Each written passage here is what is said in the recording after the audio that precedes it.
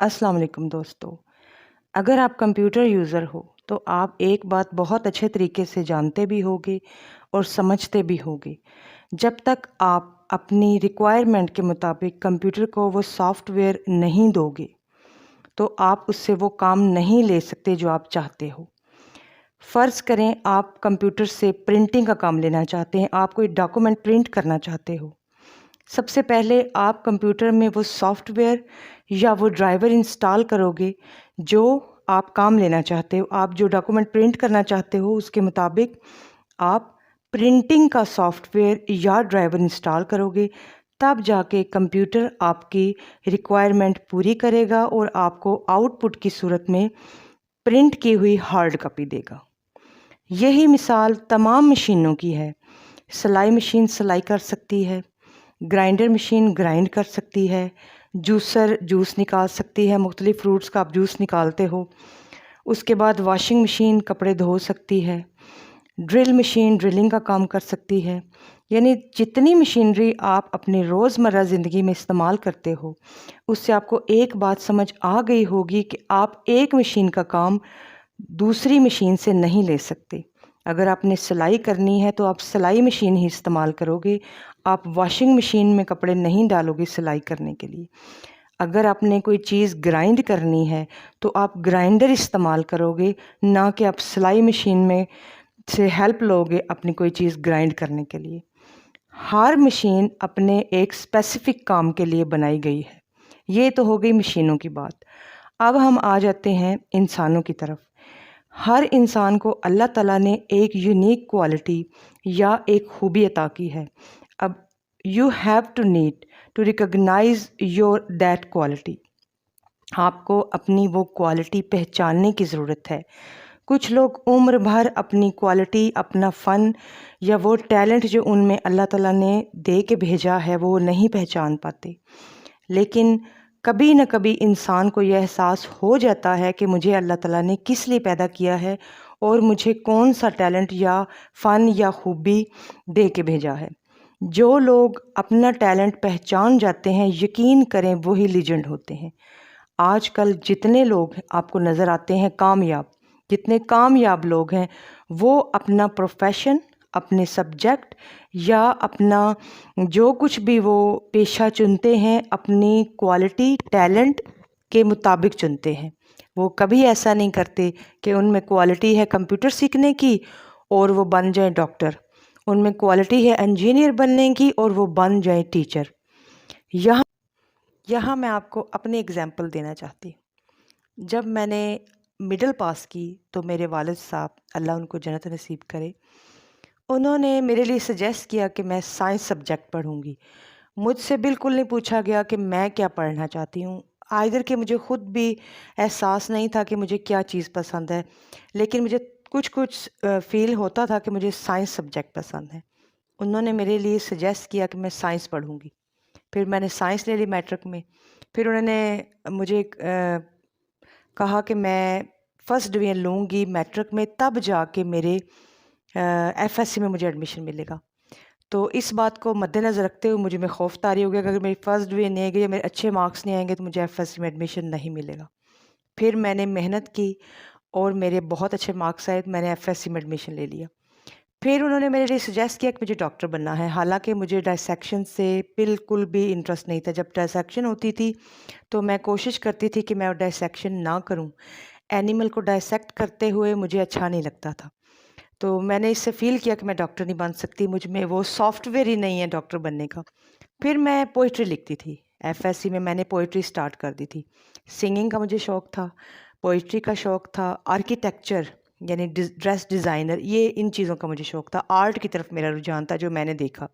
लेकिन मैंने साइंस रख ली थी। साइंस पढ़ना मेरी मजबूरी थी, मुझे फ़ोर्स किया गया था कि मैंने साइंस पढ़नी है। इसलिए फिर मैंने वो साइंस दिल लगा के पढ़ी। मेरा इंटरेस्ट नहीं था, मुझ में वो सॉफ्टवेयर नहीं था कि मैं साइंस में हाईएस्ट मार्क्स या बहुत अच्छे मार्क्स लेती। मार्क्स मेरे अच्छे थे लेकिन थोड़े से चंद मार्क्स की वजह से मुझे मेडिकल कॉलेज में एडमिशन नहीं मिला। अब मैं जो आगे अपना ड्रीम बनाया था, जो मैंने अपने टैलेंट को पहचान लिया था, एफएससी जब मैंने की तो मैंने पहचान लिया था कि मुझ में क्या टैलेंट है। मैंने डिसाइड किया कि मैं एमएससी करने के बाद सीएसएस ऑफिसर बनूंगी। और एज ए जो है शौकिया मैं पोइट्री भी करती थी, सिंगिंग जो है वो शौक के लिए करती थी। आर्ट मुझे पसंद था, फोटोग्राफी, पेंटिंग वगैरह बनाती थी। तो ये चीज़ें मुझ में फ़न था। लेकिन मुझे एक जो एज़ ए प्रोफ़ेशन मैंने ख़ुद को प्रिपेयर किया और ख़ुद के बारे में सोचा, तो मुझे सीएसएस ऑफ़िसर, आर्मी ऑफ़िसर या पुलिस ऑफ़िसर बनना पसंद था। लेकिन मेरे जो फ़ादर हैं उन्होंने मेरे लिए सजेस्ट किया कि मैं डॉक्टर नहीं बन सकी, इसलिए मुझे टीचर बन जाना चाहिए। और जब हालाँकि मैं नहीं बनना चाहती थी, टीचर मैं बनना चाहती थी। टीचिंग एक पेशा है, पैगम्बरी है, बहुत मुक़द्दस पेशा है। लेकिन मैंने पहचान लिया था कि मैं नहीं बन सकती टीचर, मैं सीएसएस ऑफ़िसर बनना चाहती थी। लेकिन मुझे मेरे वालिद साहब उन्होंने फ़ोर्स किया कि मैंने बीएससी ऑनर्स करना है, और फिर उसके बाद बीएससी ऑनर्स में मुझे मेरे वालिद साहब ने फ़ोर्स किया कि मुझे बायो के साथ केमिस्ट्री पढ़नी है। अब केमिस्ट्री की 3 शाखें थी, इनऑर्गेनिक थी, ऑर्गेनिक थी और फ़िज़िकल थी। उसमें मुझे इनऑर्गेनिक समझ भी आती थी और मुझे बहुत इंटरेस्ट था उसमें। जबकि मुझे मजबूरन फ़ोर्सफुली पढ़नी पड़ती थी, साथ ऑर्गेनिक भी और साथ फ़िज़िकल भी। फ़िज़िकल भी मैं कवर कर लेती थी, इनऑर्गेनिक तो मेरी फ़ेवरेट थी। जबकि जो ऑर्गेनिक है वो मेरे सर से गुज़र जाती थी, मुझे बिल्कुल समझ नहीं आती थी। मतलब ये कि मुझ में टैलेंट नहीं था कि मैं ऑर्गेनिक केमिस्ट्री समझ सकती या पढ़ सकती। लेकिन मुझे मेरे वालिद साहब ने फ़ोर्स किया कि मैंने पढ़ना है तो मैंने केमिस्ट्री पढ़नी है, अदरवाइज़ मैं अपनी मर्ज़ी से नई सब्जेक्ट चूज़ कर सकती। मैं आर्किटेक्चर का सब्जेक्ट लेना चाह रही थी बायो के साथ, लेकिन उन्होंने मेरे लिए केमिस्ट्री सजेस्ट की। तो मैंने पूरी मेहनत की और बीएससी ऑनर्स मैंने कर लिया। फिर उसके बाद मेरा ये ड्रीम था कि मैं सीएसएस का एग्ज़ाम दूँगी और सीएसएस ऑफ़िसर बनूँगी। लेकिन उन्होंने मेरे लिए फिर सजेस्ट किया कि मुझे टीचर बनना है, मैंने बीएड करना है और बस टीचर बनना है। अब मैंने उनके कहने के मुताबिक एडमिशन ले लिया। ज़ाहिर बात है, पेरेंट्स होते हैं, गार्डियन होते हैं, वो हमारा बुरा कभी नहीं सोचते। इसलिए मैंने उनकी मर्ज़ी के मुताबिक लाहौर कॉलेज फॉर वुमेन में एडमिशन ले लिया। जो इस वक्त अगर मेरी कोई फ्रेंड मेरी वीडियो देख रही है तो वो ये भी जानती होगी कि मैंने ड्यूरिंग बीएड जो है वो 2 माह पहले एग्ज़ाम से छोड़ दिया था। इसलिए छोड़ा था कि मैं टीचर नहीं बनना चाहती थी। मैं नहीं कर सकती टीचिंग, मुझे पता है मैं टीचिंग नहीं कर सकती। तो मैंने वो बीच रास्ते में छोड़ दिया, क्योंकि जब मैं सुबह कॉलेज जाती थी, फिर आती थी, ड्यूरिंग स्टडी परेशान रहती थी। मेरी टीचर ने मुझे पूछा कि आप क्यों परेशान रहती हो? क्योंकि वो मेरे फेवरेट सब्जेक्ट नहीं थे, मेरा फेवरेट प्रोफेशन नहीं था, मुझे फ़ोर्स किया गया था, और जो काम हमें फ़ोर्स की करके करवाया जाए वो हम दिल से ना करें, वो हम उतने अच्छे तरीके से नहीं कर सकते जो हम खुद से अपने शौक़ से करते हैं, अपने टैलेंट के मुताबिक करते हैं। जो हमारे अंदर जिस बारे में अल्लाह ताला ने जो खूबी रखी है उसके मुताबिक जो हम काम करेंगे, उस तरह इंसान वो काम नहीं कर सकता। उसके बाद ये हुआ कि मैंने बीएड रास्ते में छोड़ दिया। मेरी फ्रेंड्स भी परेशान हो गईं कि पता नहीं मैं किधर चली गई, और मैंने छोड़ दिया था। फिर हुआ ये कि ना मैं टीचर बनी, ना मैं सीएस ऑफ़िसर बनी। जो है मेरी एजुकेशन वो उधर की उधर ही है। लेकिन एक फ़ायदा ये हुआ है कि अल्लाह का शुक्र है कि मैं अभी अपने टैलेंट के मुताबिक चल रही हूँ। मोटिवेशन स्पीच करती हूँ, मुझ में ये क्वालिटी थी कि मैं स्टेज पे खड़े होकर स्पीच कर सकूँ, वो मैं करती हूँ। उसके बाद मैं शौक जब मुझे आता है तो मैं सिंगिंग करती हूँ, पोइट्री भी अपना एक्सपीरियंस शेयर करने का मेरा मकसद ये था कि वो गार्डियन जो अपने बच्चों को या अपने जो सिबलिंग हैं उनको, या जो उनके करीब रहते हैं रिलेटिव, उनको ये फ़ोर्स करते हैं कि उन्हें ये प्रोफ़ेशन सेलेक्ट करना चाहिए, ये सब्जेक्ट रखना चाहिए। उन्हें इससे पहले उनसे मशवरा कर लेना चाहिए, उनसे पूछ लेना चाहिए कि उनको कौन-सा प्रोफ़ेशन पसंद है, उनको कौन से सब्जेक्ट पसंद हैं। क्योंकि अगर वो अपनी पसंद के, अपने टैलेंट के मुताबिक सब्जेक्ट सेलेक्ट करेंगे या profession according to their talent वो सेलेक्ट करेंगे, तो वो उसमें आगे चल के बहुत ज़्यादा नुमायाँ पोजीशन हासिल करेंगे।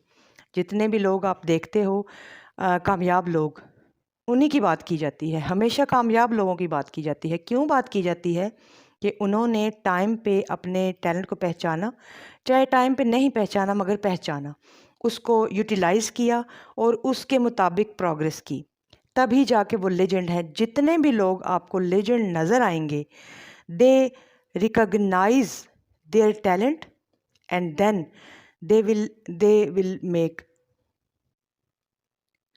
they have recognized their talent and they have worked according to their talent. इसीलिए आज उनका नाम कामयाब लोगों में गिना जाता है और हम लोग उनकी एग्जाम्पल्स देते हैं. So my aim is to make this video recognise your talent and I am sure you will be the next legend. अगर वीडियो पसंद आई हो तो लाइक कीजिएगा, कमेंट कीजिएगा, अपने दोस्तों के साथ शेयर कीजिए एंड वन थिंग मोर, मेरे चैनल को सब्सक्राइब करना मत भूलिएगा.